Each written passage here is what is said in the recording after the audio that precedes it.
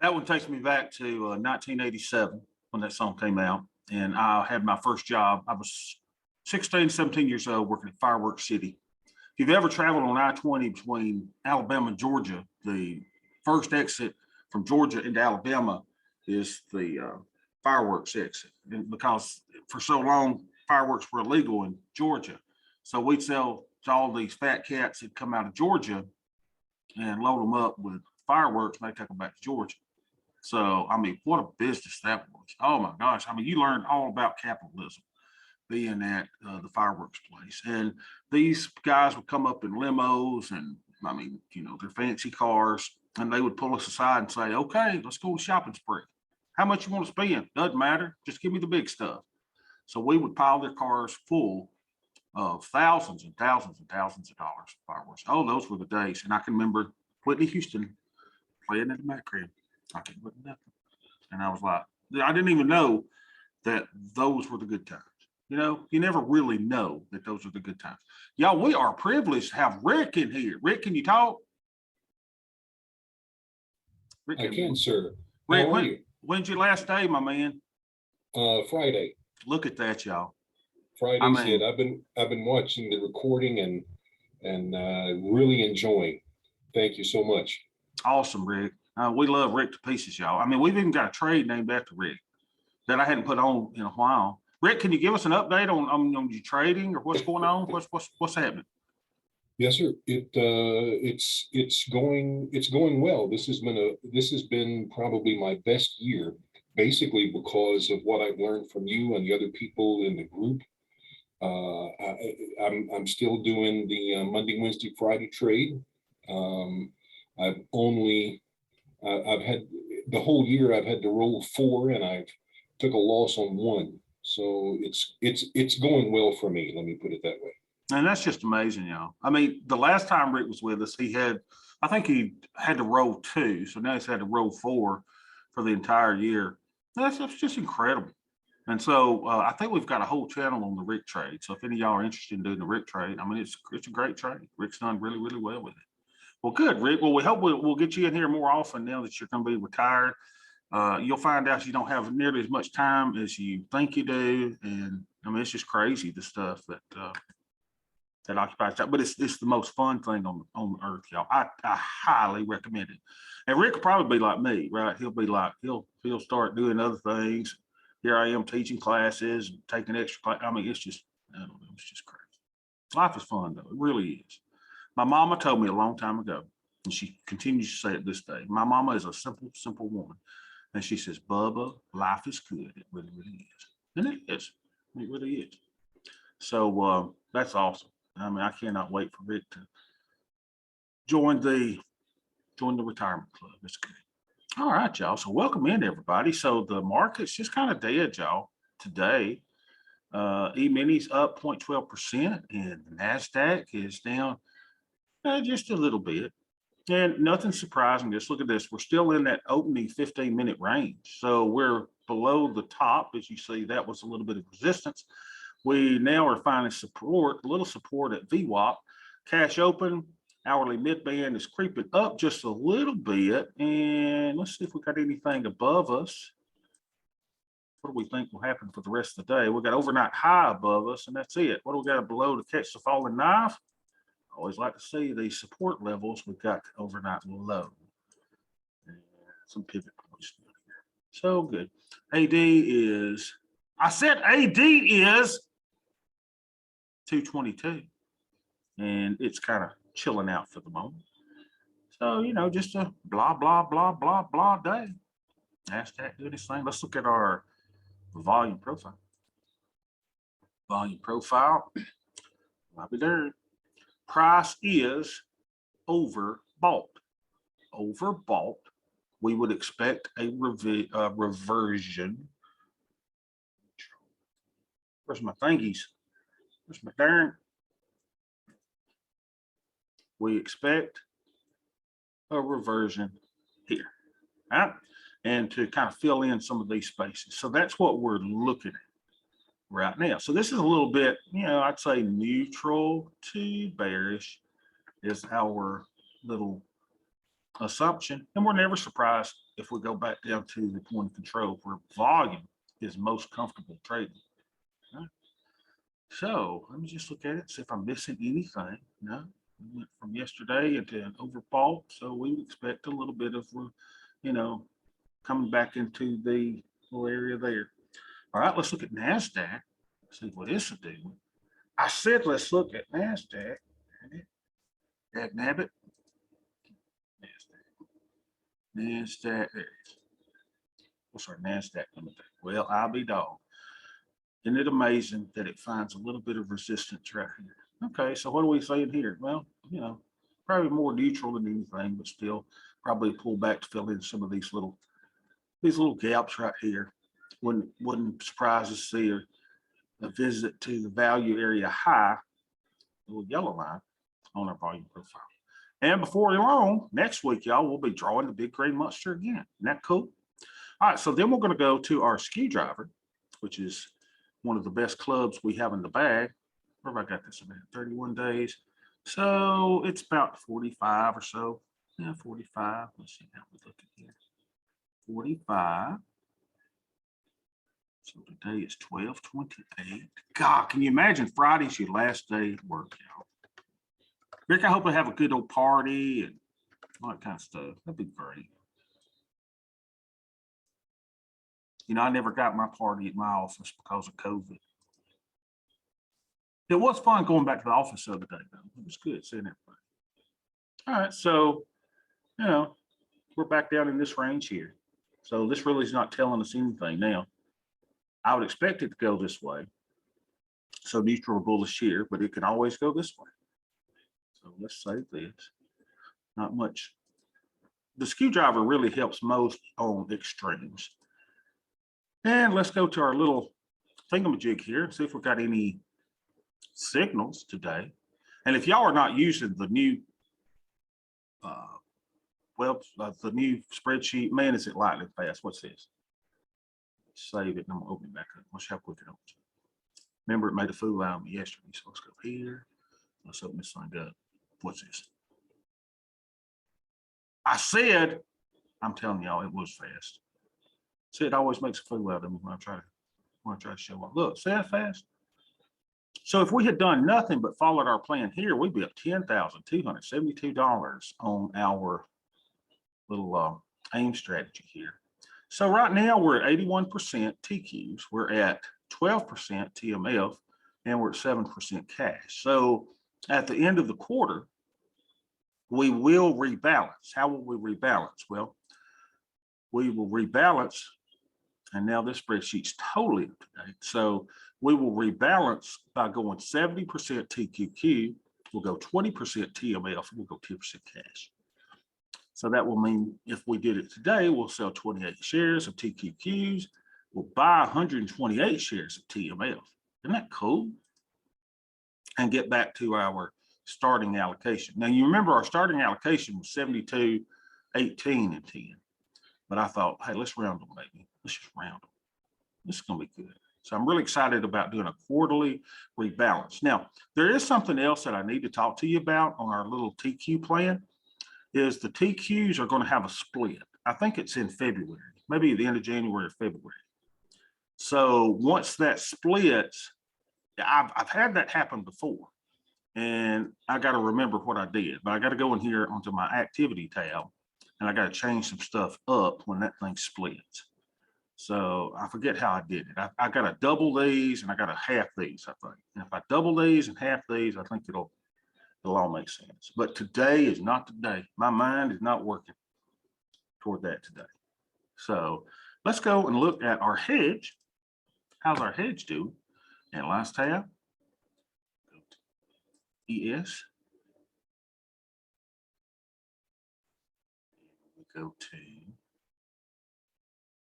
I really need to get my printer today. 4 vol steps up there. We're going to hide simulations. And first, we're going to go to our single symbol. So right now we're up 162,000 on a crash. I could use 162,000. That would that'd be a lot of money. I could do that. But wait, I'm not going to make 162,000 because I got all these TQs and stuff in here. So I got to my portfolio. So crap, I'm only going to be up $63,000. I could live on that too. So that's good too. So we got all kinds of stuff. So the hedge looks good. So with the hedge looking good, what I need is a big down day in the E-minis. Why do I need a big down day in the E-minis? Because I need to put on another Black Swan hedge. So I will sell 3 puts when we get a nice 0.4% move down or greater. We're just sticking to the plan, y'all. Sticking to the plan. All right, so let's look at the forest before we look at the trees. Our TQ deltas are 262. We'd like to be somewhere close to that in our overall deltas. But our hedges do bring us down a little bit. TMF is a hedge. The Black Swan hedges bring us down a little bit. The micro hedges bring us down a little bit. And the VIX hedge brings us down a little bit, but that's fine. We just kind of want to be close to that so that we get the wonderful power of the 3 times leverage Qs. So we got negative theta. I don't necessarily like that, but I'll just keep on putting on some positive theta trades. So today, for example, you know, we always look at harvesting short puts in the Black Swan hedge. I wouldn't harvest anything today because any short puts that I have are giving me a positive theta. And I don't want my theta to become even more negative. Vega, y'all, is very awesome at a measly -8. And we're down 66 bucks on the day. Wayne, cry me a river. All right, let's look at VIX, which I still don't do every day. I need to look at VIX. VIX, VIX, VIX. Go to the chart. I said go to the chart. So look at this, y'all. Y'all can see that line. We're kind of getting down there where it might be beneficial. What is it at? 1782. We may let it get under 17 before we put maybe a calendar on in SPY, which is something we kind of like doing. So, and what you're doing is just playing probabilities. You put calendars on in low IV environments, knowing that at some point the VIX will spike back up. See how it does? I mean, it's just a little cycle thing. Ken can tell us all about the cycles. I don't know nothing about them. I just see it. Y'all can clearly see it goes low, goes up, goes low, goes up, goes low, goes up. This is the only tradable asset that you and I trade that has a reversion. I used that word earlier. That has a reversion to the mean. Well, what's the mean? It's about 16, 17. So once we get down into the 16, 17 area, it makes sense that we know at some point, probably when, you know, it's a matter of a few days, this thing's going to pop back up. Just normally does that. And we'll take advantage of that by giving us a positive theta trade, a positive Vega trade, right? By doing a calendar trade. So kind of cool. All right, so we know what the VIX is doing, we know what everything's doing. And now it's time for us to do the broken record trade. And the broken record trade is our little bitty thing that is just the greatest of all trades, and it is the 111 trade introduced to us by Tom King. So I kind of go out, I kind of like going closest to 52 days or closest to 60 days without going over. Do a long put vertical, pop on 50 wide, pop on 50 wide, and do it to a point that you can buy that for $10. $10. So this is a put debit spread. Everybody's with you. Just an old put debit spread. 1075. Let's go get Hung. Y'all remember William Hung? Okay, so here we could do this one. Sell this one, buy this one for $9.75. We'll have to pop that up to 10 to get it to fail. So let's go there and Shawanka. I said Shawanka. Unbelievable. Tell me I'm gonna have to go to 10 1/4. You know what? It may be that we got such light volume today. It may be hard to fill it at that price. I'll go to 10 1/4. I'm not greedy. Okay, so now we got fee. So now we paid $10 for that. Well, we got to pay for that. We don't like paying for stuff, so we got to sell something to pay for it. So let's go sell this one for $20.50. So we're collecting twice as much as what we bought that for. That's what we want to do. Ta-da! So now I've got negative 25 theta here. I wish I saw what my theta was before I put that on. Hopefully it increased it a little bit. But we got plenty of buying power. So there's no need, oftentimes we talk about, well, Bobby, don't you need to close some of these that are about to expire? Well, if I didn't have buying power, I would. And another thing, I don't want to make my theta go down. That's the payday there. So there's no need to go and to close any of these things, even though I know it's hard to get out of the tasty trade ways, even though they're over 50% profit. Look, this one is at a nickel, y'all. Well, I could buy it back for 15 cents, maybe 10 cents. So, but the probability of it being in the money is zero. It's got a zero delta. There's probably no chance in Hades that this thing becomes in the money. So let's just get that other nickel, that other, let's get that other a little bit amount of money and let it. Now, if I didn't have buying power, sure, I could start releasing some of these, closing them. Or if I had nice positive theta, I could close those, but there's no need to do that. I hope everybody sees that.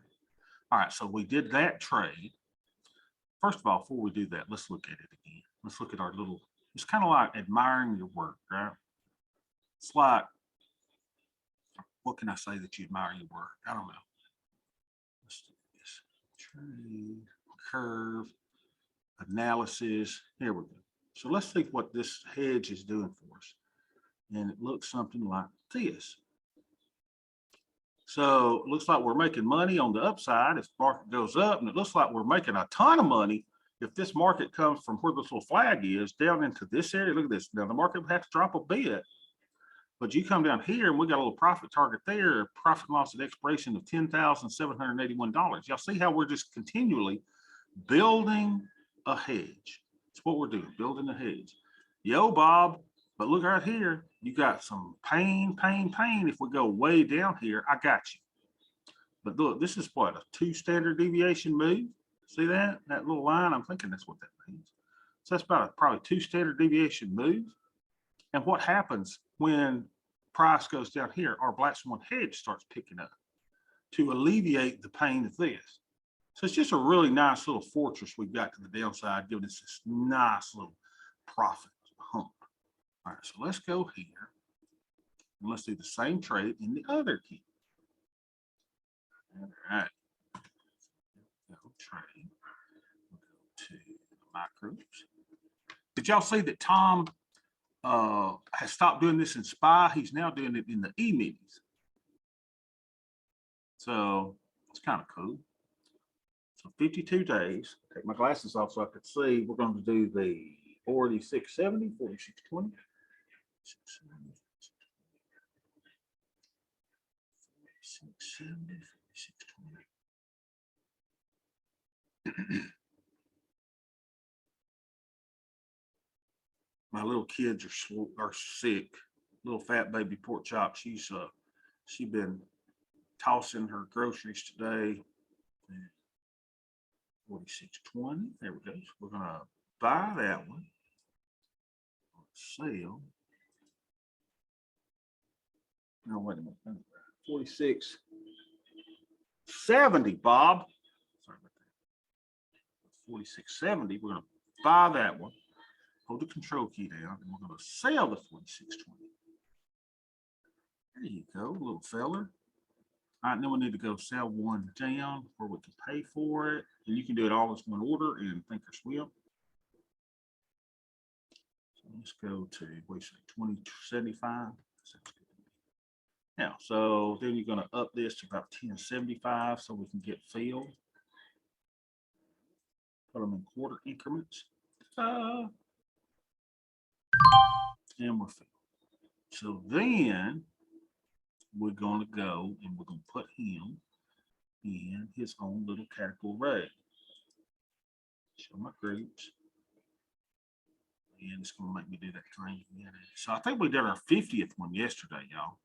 Okay. Now, Rick, you'll like this stat. Out of 50 of, yeah, here it is. Out of 50 of these things, how much have we lost money on? How many of these have lost money? Anybody know? We've done 50 111 trades at least. Anybody like to know how many of these have lost money? If it's like me, zero. Zero. Not a darn one of them has lost money. Now let's kind of break that down a little bit. So we're going to move that to group. Dang it. So I got to go look and feel, make it little where I can see it. Feel, large. So we'll go. Now let's just see why that is. Why is this trade doing so good? So we're going to add group, and we'll call this the 111 51st.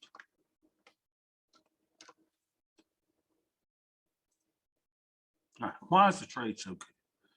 So let's do this. Let's see if we can look at it. If you'll recall what we used to do way back in the day, way back earlier in the year, what we did is I would sell She's in Kentucky. daily. Reported home yet? I would sell a daily micro put. Remember that? Remember those good old days? So that's what we would do, right? We would go out and I would go and I'd say, y'all remember, our spreadsheet would tell us what delta to sell, but most of the time it was a 10 delta. And I normally use, when I say delta, I'm using probability of being in the money. So today we sold a 10% probability of being in the money option. So this is what we normally did. And in this account, I did that on a daily basis. Cool, right? So let's look at this. Let's go analyze the trade. If we just analyze a sell trade. Yeah, let's analyze that. See what it looks like. I said we're going to analyze a sell trade. Oh, sell trade. Oh, analyze sale. There. How do I get up there? Sale. Analyze. I can do this. All right. It wants me to go up here. Hold on a second. Let's just do this. Let's go to monitor field orders. Oh, and I was going to tell y'all yesterday, remember, we did get my Black Swan hedge buying 5 is no longer a working order. It's gone. It's done. It got filled. All right, so let's just analyze this entire trade. Analyze trade. Here we go. So we're going to go hide positions. Go single symbol. And then over here, we're going to go one expiration so we can see this trade. All right. Now, let's show if this is the one, if this is the overall trade, let's take out the naked component. Uh-oh, we got all kind of crap there. Let's take this out. Now we go. Now we go. So now let's take the naked component out, which would be this one. This one. Oh, wait, Bob. There we go. Oh, man. Why did it do that? 1223, 219.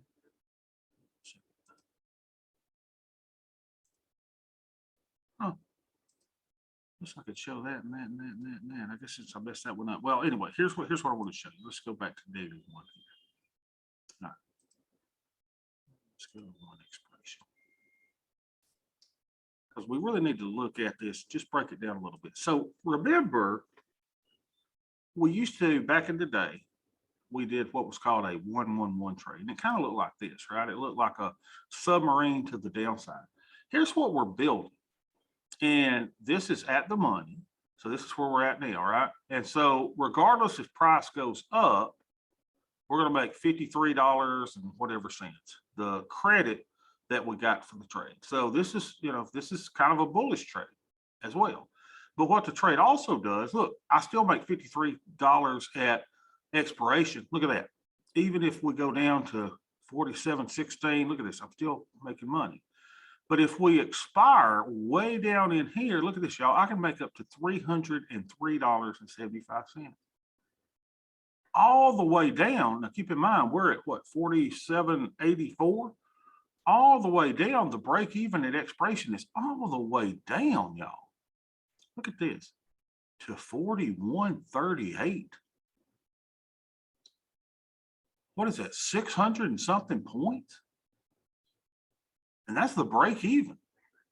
That is incredible. What a wonderful hedge this thing is.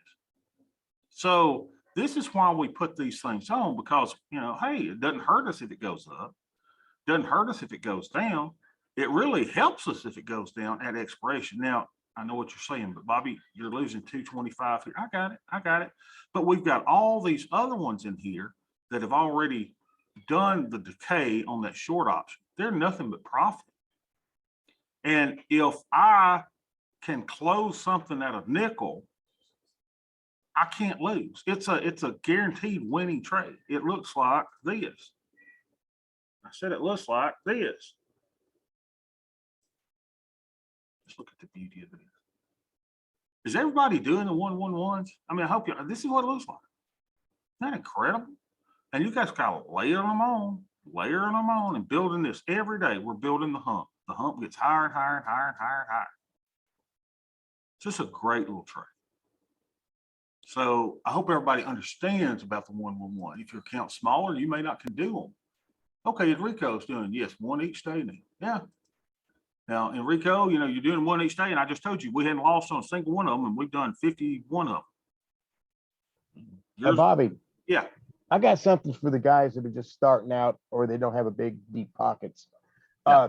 You know, at the essence, a 111 trade is a debit spread and a puts, and it is a short put. That's what it is. That's the components. So when you look at the risk graph of a 111 trade, it is a modified version of a naked put. And so it does have that drawdown that you're talking about. It's easy to see. And when you start putting on a bunch of those, there's only so many that you can put on and be comfortable with. But the beauty of this trade is that, and I noted it, that when I put on a trade, it could be 1 to 2 weeks before that hump starts to go above water. So when you start out, if you go, instead of doing one every day, you put out one once a week, twice a week, 3 times a week, and build up to that one a day, you're going to eventually, when you look at that graph like you have here on Tastyworks, you're going to see the island rising out of the ocean. And that drawdown that you see in an individual trade is going to be covered and uplifted by the previous 111s that you got. I mean, when you got as many as you and I have going, and then you look at this, you put on a 111 trade today and you don't even care about the potential drawdown if the market drops 100 points, because you look at the whole portfolio, you're in that dry land, you're above the water. And so go slowly when you start out. And once you build this island out of the sea of chaos, so to speak, you're going to have a very comfortable, self-hedging, safe trade. And this, there was somebody, I can't remember who, was concerned about that drawdown. And it goes away over time.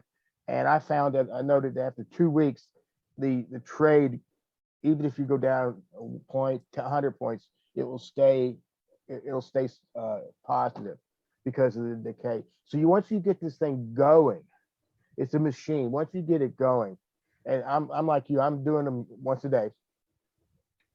Once you get them going, this thing it's definitely a sleep at night strategy. Yeah, I think in 2021, this is probably, you know, one of the biggest enlightenments that I've had is this trade, because I was going, hey, before I was doing the naked put every day, 60 days out, 10 delta. Okay, that's good. That's a wonderful, wonderful trade. But here we're not making as much money on the individual trade. We're not getting to keep all that credit because we're using half of the credit to buy a put debit spread. But the put debit spread is what's giving us the hedge to the downside. And it just flows with everything that we're doing. It just fits in so well. And you'll know, guys, you'll know what you're allowed to do by your buying power.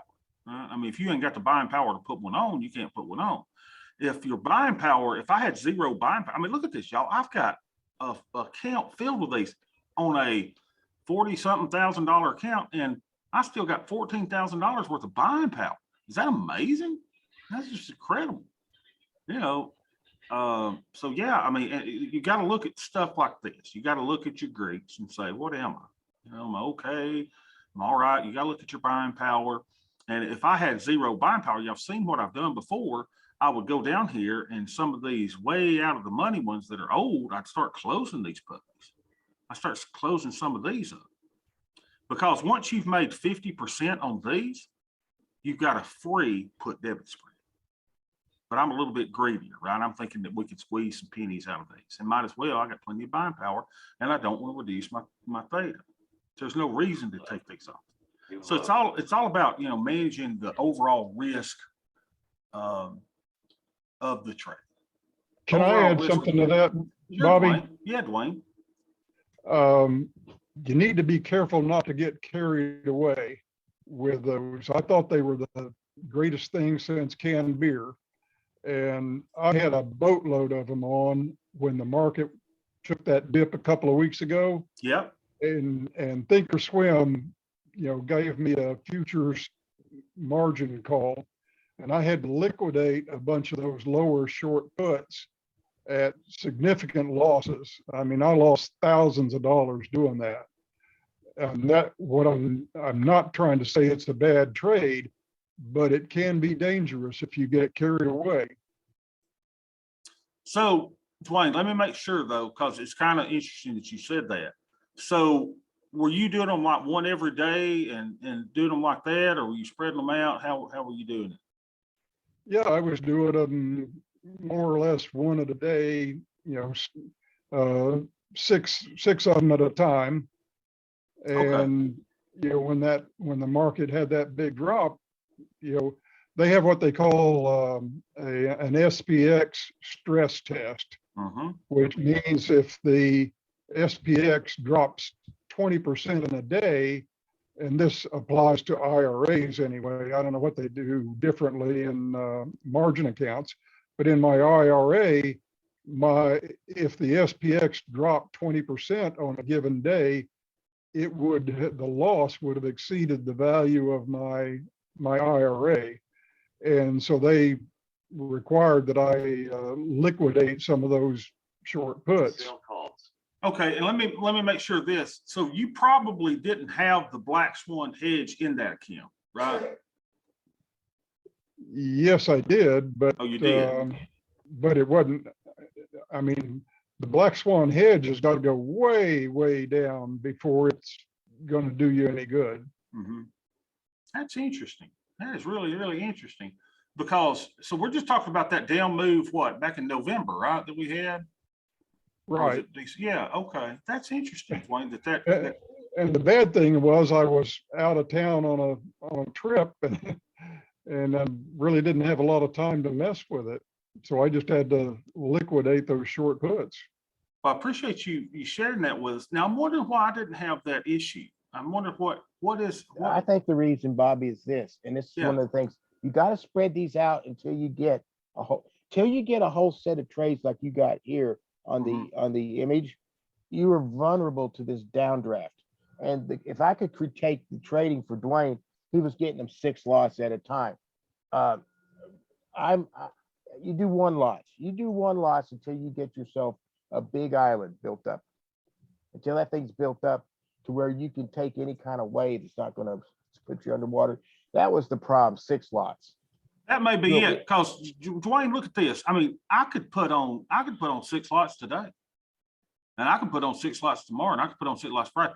There's no way that I would do that. I mean, I like having this buying power here to get myself out of trouble. So, yeah, that may be the case. You know, slow them down a little bit, you know, one at a time, and like I say, spread them out. As you can see, you know, I don't have all of my strikes. You know, the market moves. So when the market moves, I've got them all over the place down here. And then you even see the naked component down here. You see, I was doing 2 lots on, well, these may be overlappers where I've done one because I hadn't done 2 lots in a while. But yeah, I'm just saying, be careful with how much buying power you've got left. And right. And every day now I run that, or I look at that SPX stress test and make sure I'm, you know, well under that, so they won't, you know, I won't have a problem again. Good. And see, that's why I do my stress test with, you know, something similar, right? I do my stress test with the E-minis, and I go, you know, that's exactly what I do. So I go simulations, we go to portfolio, by the way, I'm gonna see my torts, and Dwayne, you see me do it every day, because I want to see how we're doing, you know, on a 20% drop. How am I doing? Yeah, and if you're ever to a point where, you know, this is either this one or this one is negative, then we got to build up the hedges to make sure that are, because that's exactly where my stresses are. Let's see where my stresses are. Here's what I do.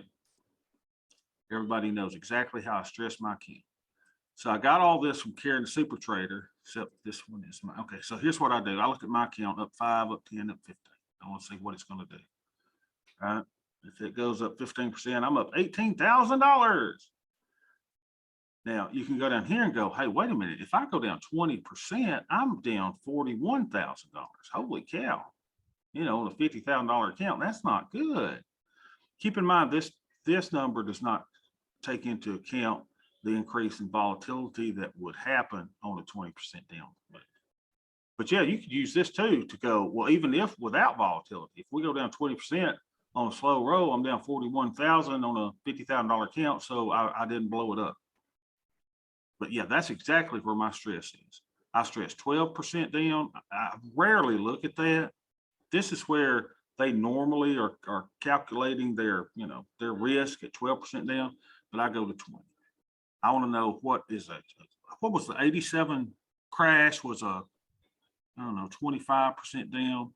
The 2020 coronavirus over a number of days was 35% down, but I like to see what does my account look like at -20 down. So those are the good points. And I'm glad you brought that up, Dwayne. I mean, really glad you brought it up, because we do need to go, you know, a lot of times we start thinking, man, we've got a zero risk strategy here. And that's just not the case. What we're doing, I would consider, you know, we're taking big risks, in what we're doing. In fact, just like I said yesterday on Smokey and the Bandit, we're going to do what they say can't be done. That's what we're trying to do. And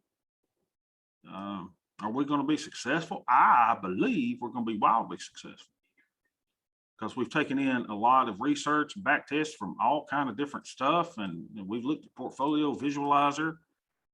You know, I was talking about it at Christmas to some of my family. I said, that's young. I said, listen, here's what you got you a job at Delta as a mechanic and you're making good money.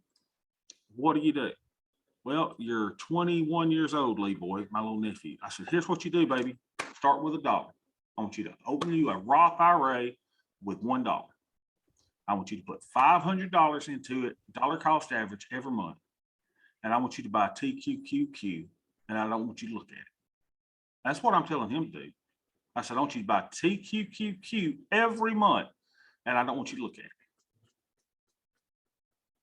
And they say they will. They say they're going to do it. I don't know if they're going to do it, because they're like, hey, Uncle Bobby's that weird uncle. You know, we don't know if we need to listen to him or not. I got it. You know, Uncle Bobby, he looks like he's homeless himself. So I'm not sure if we're going to follow what Uncle Bobby says. But I'm telling you, I said, Lee boy, if you will, you know, do that, and over 10, just don't even look at it. Just put your 500 in and buy it, auto buy. You know, open you an account with M1 Finance and go at it and just buy. And I'm not even telling him to do TMF. I mean, you're 21 years old. You want to retire in 10 years? Is that possible? Maybe. Right? How much can you put in, Lee boy? $200. Okay, do it $200. Then every time you get a raise, you know, increase that amount that you're putting back. Don't you wish? I can remember Willa Dunn.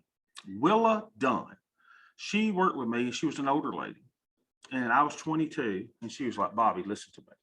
She said, you need to start investing now. And I was like, listen, I got people I'm dating. I got, you know, I got my shack pad, my little bachelor pad. I got all this stuff. I'm driving a 2004 minivan, Plymouth Voyager. Not one of 2004, 1994. Yeah, 1994, 2004. I was in my 30s. I was in my 20s. And she took some investment classes at Jacksonville State University, where I went to college. And she started trading stocks and investing. And she did really well. And she kept telling me, she said, oh, Bob, you start doing this. And I thought, yeah. And don't you wish you had the wisdom you had now when you were little, you know, when you were younger? But we don't. We're young and dumb. It's almost like I want to ask the Lord one day, how come we're so dumb when we're young and we get a little bit smarter when we're old? And the problem is, if I make it to 70 or 80, I'm gonna be a lot wiser then than I am now. And I go, hey, 51-year-old Bobby, you should have been doing this. Isn't it amazing? And I'm also going to ask the Lord one more thing. How come we don't get a third set of teeth, right? You get the baby teeth, and then at an early age, those are all gone. Then you get your other teeth. And then, over time, you're like, oh my gosh, you got to go all this money to the dentist and all this kind of stuff. And you like, I wish I had a third set of teeth. So I'm fixing to go get me some Paula Deans. Did I tell you about that? I was telling someone that at Christmas, and they said, "Who is Paula Dean?" I said, "Oh my gosh, she's the cook. She's a chain smoker too, and she got the whitest teeth on earth." So anyway, I'm gonna get me some chiplets in my mouth. I cannot wait. I'm gonna get the, what do they call, veneers? If Beth will let me. That's embarrassing to tell you too. If Beth will let me. What were we talking about? God is my witness. Oh, yeah. So if you've got a nephew or a child, they're in their 20s, open that Roth IRA. Can you imagine having $1.9 million and no taxes on it? It's just incredible.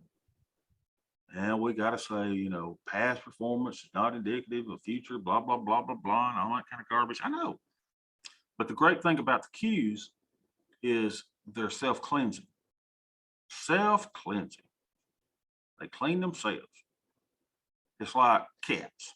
Cats are self-cleansing. You got a dog, you gotta wash your dog. You ain't gotta wash your cat. You know why? They self-cleansing. You don't want your cat to lick you in the mouth. Because that tongue's been everywhere, trust me.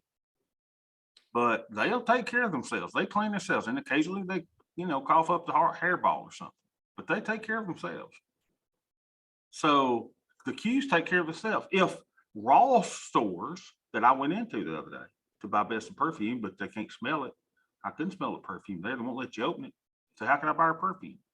So if all of a sudden we start boycotting Ross stores that's in the Qs and they drop out because of poor performance, because I don't buy perfume there, then there's another up and coming company that will replace that company in the Qs.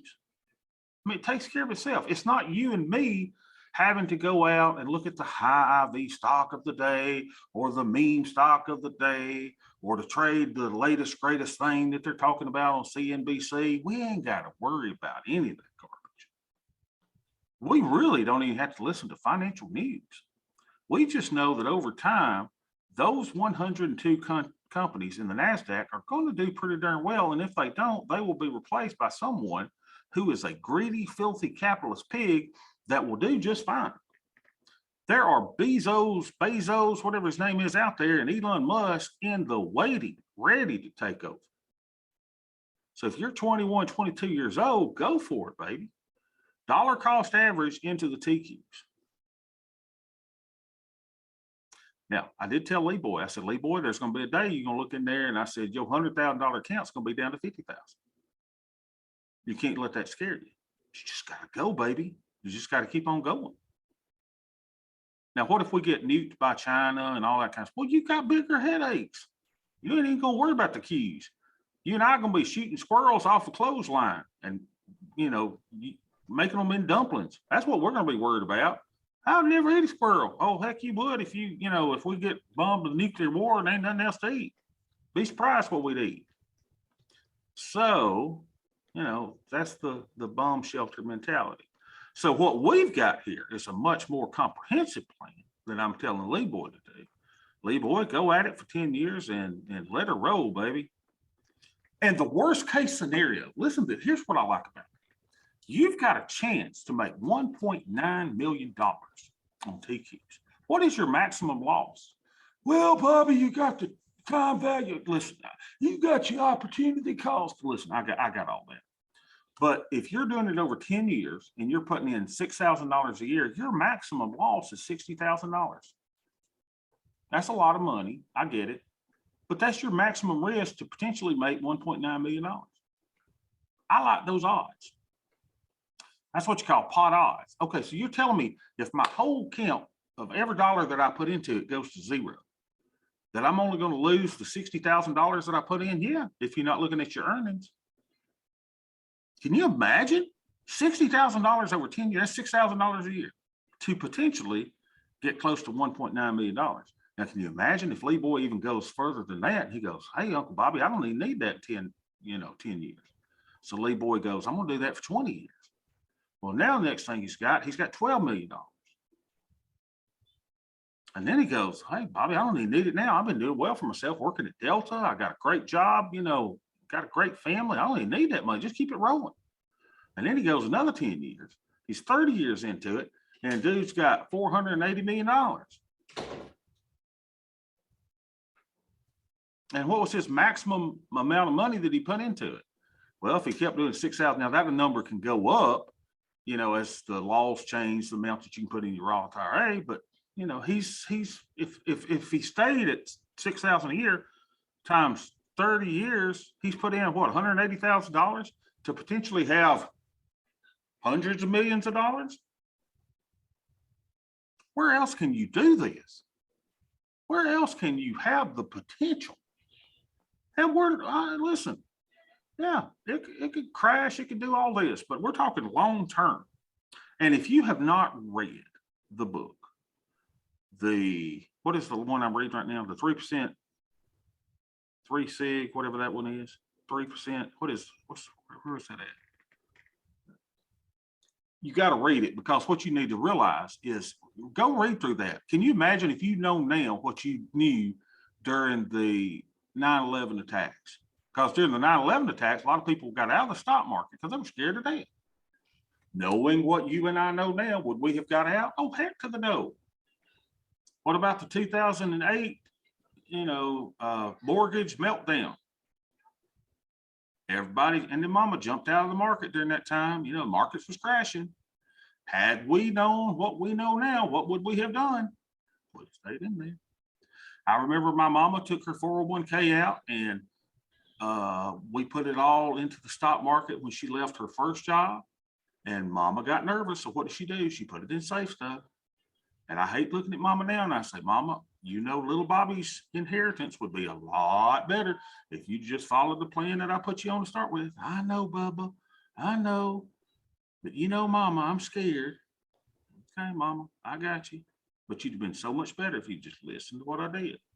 You got to be in the market. You got to be in the market. You don't have to be in the TQ. Say you want to do the UPRO. That's 500 companies. Get you a little diversification. That's good too. But what if the United States doesn't do as well as all these foreign companies? Y'all, there's a good chance that the 500 largest companies in the United States are not U.S. companies. I mean, they are technically, they're here, but they're international companies. Are you telling me Apple's not an international company? Are you telling me that Facebook's not an international company? Are you telling me that, all these companies are not international? So you go, I need to add an international fund to it, don't I? No, you don't. Well, don't I need to add real estate investment trust? No, you don't. Because diversification is overrated. Diversification is overrated. Because what you'll do to a point is you'll diversify your account to where you're going to get sub-market returns. You're going to underperform the market. And that's what most people don't think. They think, oh man, I've got a 401k and I've got 28 options to put it in. Here's what I'm going to do. I'm going to take 3% or 4% and I'm going to put it in each one of those so that I'm spreading out my risk. And as soon as you do it, you're guaranteed to underperform the market. You're guaranteed to underperform the S&P 500. That's our problem. We want to be so diversified that diversification is going to get you sub-market returns. And y'all know that to be true. Y'all know that to be true because y'all done it. I've done it. Oh, well, that's why, look, y'all, I was a gunslinger when I was, how old was I? First started working with the government. I was 21 years old. You know what I put it in? I put it in the C fund, baby. That's the S&P 500 fund of my thrift savings plan. And I never looked back. I didn't care about a bond fund. I didn't care about a international fund. I didn't care about that. I put it in the good old US of A and the S&P 500. And I said, so goes America, so goes the world. Well, Bobby, that's not the case today. Okay. Well, who you betting on? You betting on China? You betting on the Russia? AKA the Soviet Union and Putin? Is that who we're betting on? You betting on Brazil? You betting on the United Kingdom that, you know, what do they got? They got a queen that's 89 years old or 95, however old she is, and paying all their bills. Well, how dumb is that? You know, she doesn't even make policy decisions. They're paying all her way. Now, how smart of a country is that? We're going to put that in? No. You're going to put it in Germany? No. You're going to put it in France? No. We'll put it in the United States of America, baby. That's where it's at. Anyway, I got on a little rant there. So diversification is overrated. I am perfectly fine with being in 102 companies. I like those. And then let's add a little leverage to it, little juice to it, and see what we can do. And try to hedge to the downside. So that's all our plan is. It's very, very simple. Any questions, any comments? Yeah, good. All right, so I hope y'all have a great rest of your day. I will see y'all tomorrow.